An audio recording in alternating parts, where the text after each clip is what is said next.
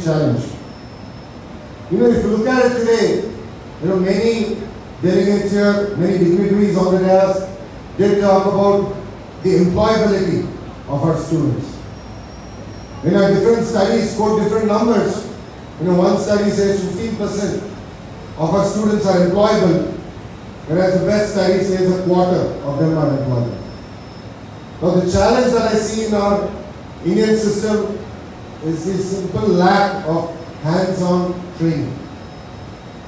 We have become very monotonous in our training rigor. Students are being told to take fixed class, there is a fixed curriculum. Inability to choose between courses and subjects that students have developed passion for does not exist in our curriculum. If you look at Andhra Pradesh, we have close to 368 colleges. And globally, we contribute to 10% of the IT workforce.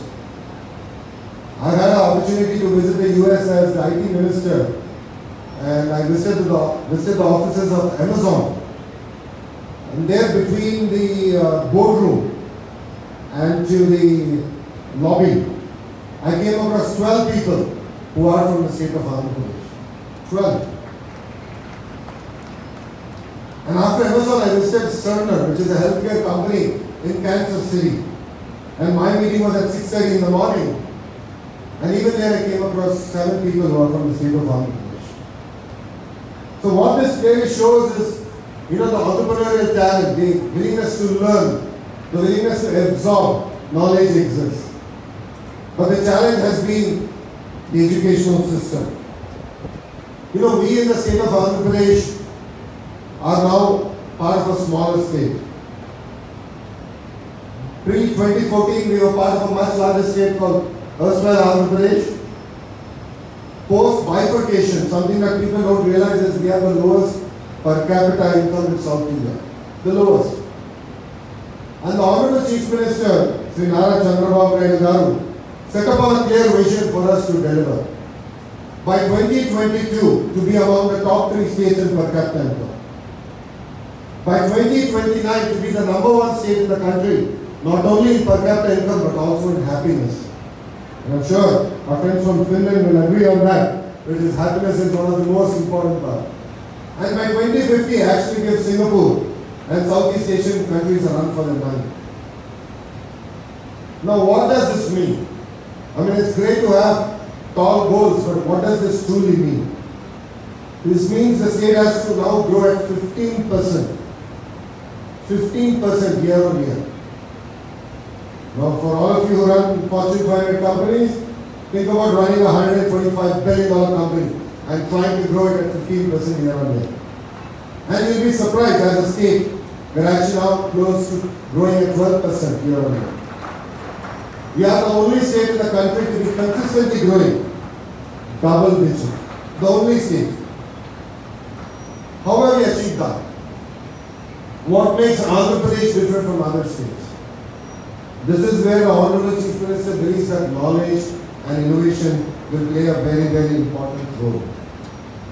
If you look at it as being part of the IT department, being a minister there, and Kollu Venkatagaru, who is the Minister of Skill Development, we work very, very closely to skill up our students, to skill up the next generation workforce that is required for this nation and also for the globe. In Andhra Pradesh, we believe that hackathons are one of the best ways to ignite young minds. We as a state are aspiring to do one hackathon every month. And hackathon doesn't mean it's only a technology-based hackathon. We are doing hackathons in agriculture. We are doing hackathons in healthcare. We are doing hackathons in as simple projects as drinking water. And this is where we believe that bottom of the pyramid can truly be ignited. With the change of technology, business models are getting challenged.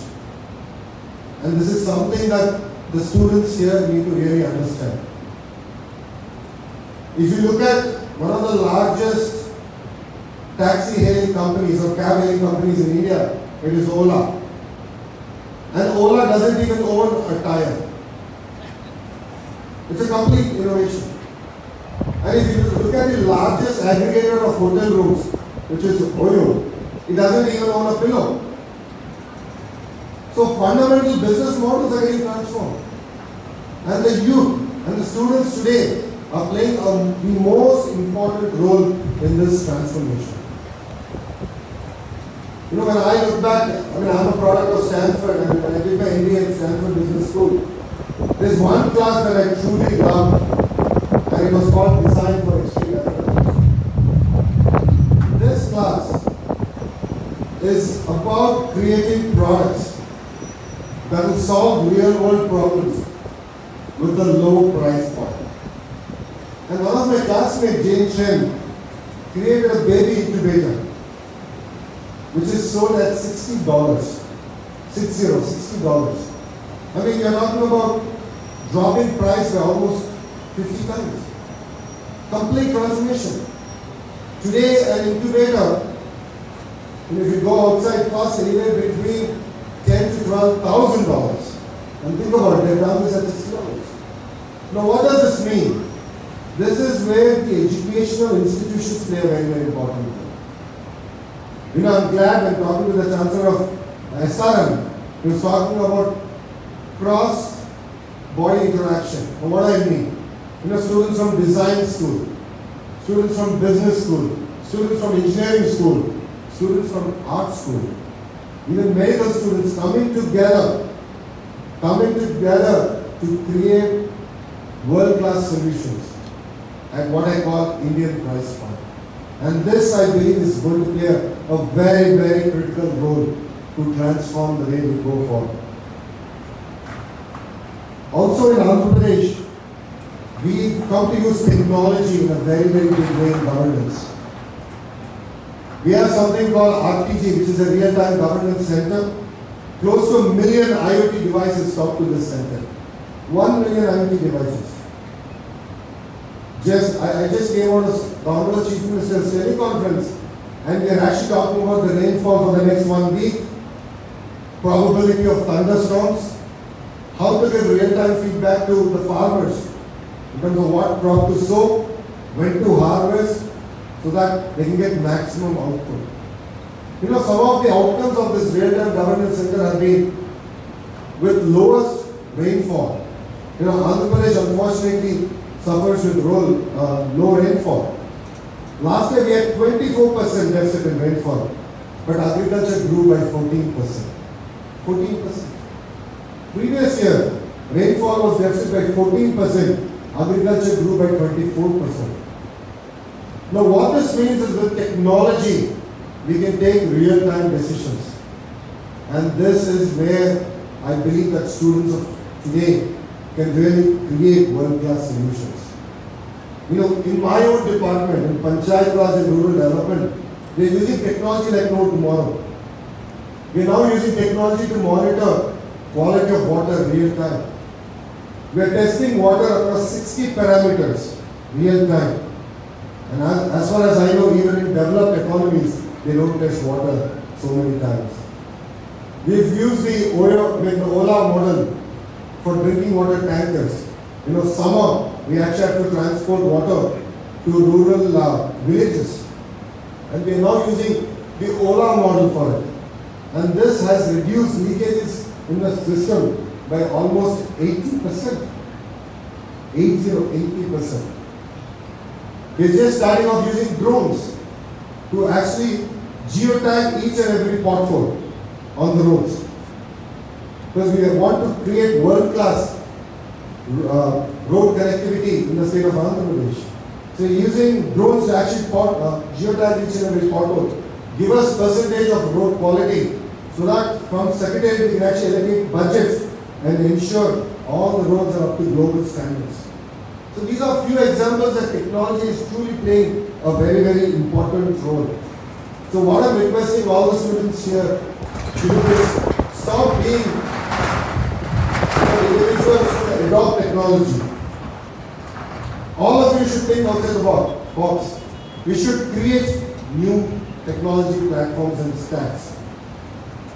We always keep talking about technology that's imported from different parts of the world. But today, just take a pause. Look at it. If you look at all the innovations being done from the US, there is always an Indian who has a very, very important role in it. So it's very, very important that you create technology for tomorrow. And also request all of you to look at bottom of the pyramid. That is where tremendous opportunity today exists. In Andhra Pradesh, we are also doing another project which Uberizes farm equipment. Why should government give a tractor to every farmer?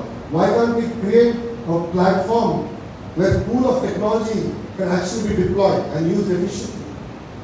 So this is where students can play a very, very important role.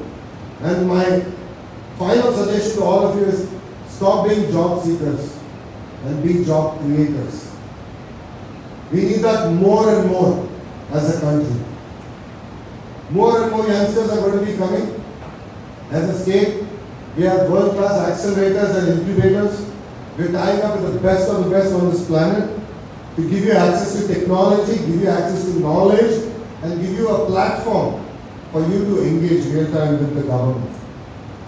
Apart from this, I have a few words as a person who's gone through the grind, and I think who's in the middle of the generation between the dignitaries on the dais and the students here. There is no substitution to hard work. The Honorable Chief Minister is 68 years old, and today he still works like a 24-year-old. He works close to 18 hours a day. 18 hours a day. There is absolutely no substitution to hard work. The government is here, educational institutions are here, and we have one of the best faculty coming from world-class institutions here. I think it's time for all of us to think outside the box, think innovative, have a creative bent of mind, and create world-class solutions from Amravati. You know, it's very exciting that we are now sitting in Amravati. When the state got bifurcated in 2014, none of us knew where our capital city would actually be. We have created a world-class model where land from farmers have been pooled, and we are able to now create an amazing capital which is designed by none other than the Singapore government and consultants from the Netherlands. It's exciting because it's history making, and I know that roads are yet to be laid. If you look at it from the other side, all the major arterial roads are getting done. By end of this year, we truly are going to have world-class roads leading us here to SRM. And from state of Andhra Pradesh, I'd like to thank SRM for the belief that Amravati will truly be a world-class capital. Because when they came here, all they saw was a business model. When they came here, all they saw was a grand plan on paper. But today they believe in our Chief Minister, they believe in Andhra Pradesh, they believe in Amravati, and they've gone about creating a world-class institution. And my only request to them is to create an institution, create a SRM which is bigger, definitely much better than the campus that you have in Chennai. And we from Andhra Pradesh are here to extend all the necessary support. And I'd like to thank SRM, the Skill Development Corporation of Andhra Pradesh, and the Indo-Universal Collaboration for Engineering Education for coming together and creating an amazing environment where the students can actually collaborate and interact. And finally, I'd like to announce that the Andhra Pradesh government, with help from our Finnish partners, are now working together in creating an Indian Gaming Development Challenge, where young minds and youngsters can create world-class games from the state of Andhra Pradesh. The whole world is heading towards gamification. Education is heading towards gamification. Even on-the-job training is heading for gamification. It's amazing the kind of transformation that is happening.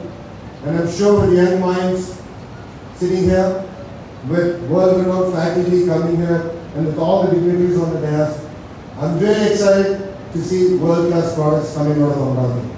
Thank you very much, and thank you for giving me this time. Jai Hind.